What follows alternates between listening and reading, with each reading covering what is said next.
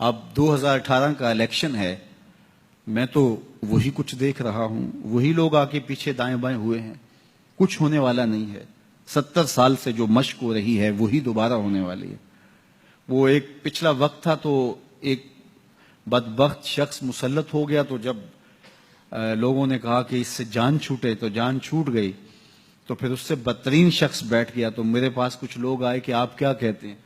تو میں نے کہا ہم نے پھولوں کی آرزو کی تھی، آنکھوں میں موتیا اتر آیا۔ تو یہ موتیا اترتا رہے گا، اس لیے کہ ہم خود اچھے نہیں ہیں۔ جب ہم خود اچھے ہوں گے تو پھر اللہ کی رحمت کی چھتریاں تان دی جائیں گی، ہمارے اوپر اس کی رحمتیں سایہ فگن ہوں گی، ورنہ یہ مشق ہمارے اوپر ہوتی رہے گی اور ہم ظلم کا، تعدی کا شکار ہوتے رہیں گے۔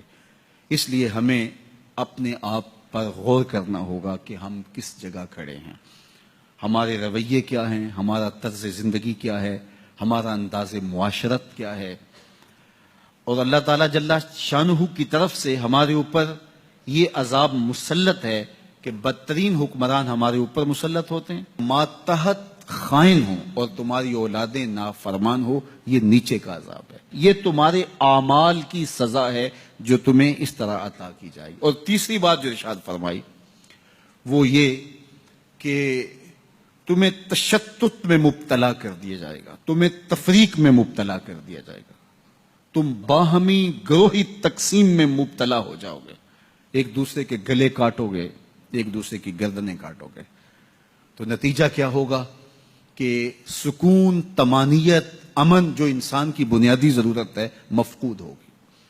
تم اپنے گھر کے اندر بھی قرار کی زندگی نہیں کاٹ سکو گے، بے چینی اور اضطراب تمہارا مقدر بن جائے گا۔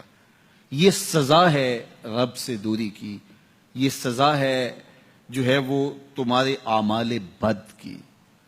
جب معاشروں میں، قوموں میں، گھروں میں، افراد میں، اداروں میں ظلم پنپتا ہے تو پھر قوم طمانینت اور سکون اور آرام اور راحت کی زندگی نہیں پا سکتی۔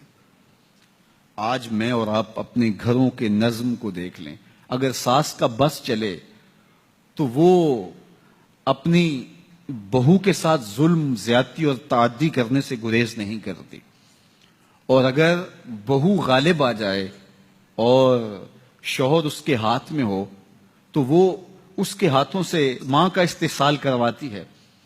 اسی طرح آپ آگے پھیلتے چلے جائیے اور دیکھتے چلے جائیں کہ جس کے بس میں جو ہے وہ کرنے سے گریز نہیں کرتا، تو پھر اس کا نتیجہ کیا کہ نیچے سے لے کر اوپر تک ہم اس صورتحال میں جکڑے ہوئے ہیں۔